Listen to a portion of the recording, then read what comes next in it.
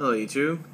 I thought I'd address in the video the Windows Experience Index rating for my AMD FX-6300 processor and how somehow it's a 6.2, and personally I think this processor benchmark is just a load of crap. It's bunk, because I have an AMD APU which is the same architecture, has 4 cores, and it gets a 7.3.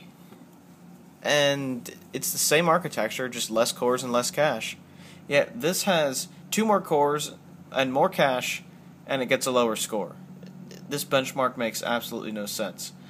Not only that, but the performance of this AMD FX-6300 falls somewhere between a Core i3 and a Core i5, and a Core i3 scores better than 6.2.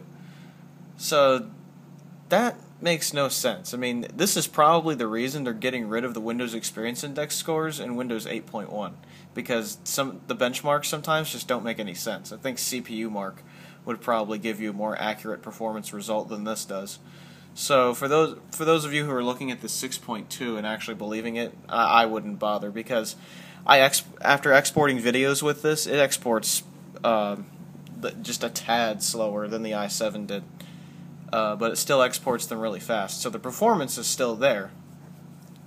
This benchmark just doesn't say anything. So yeah, don't listen to this benchmark.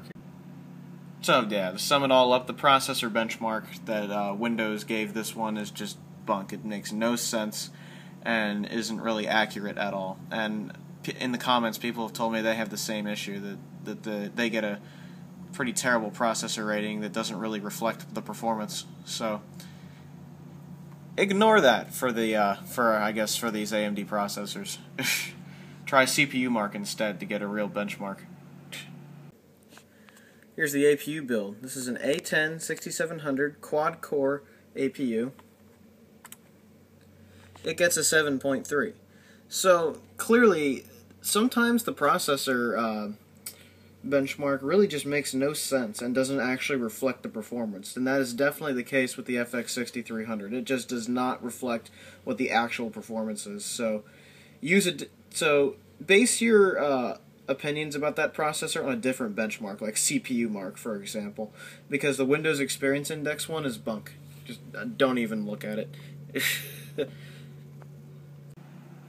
Just thought I'd mention that in a video. Have a good one, everybody. Ciao.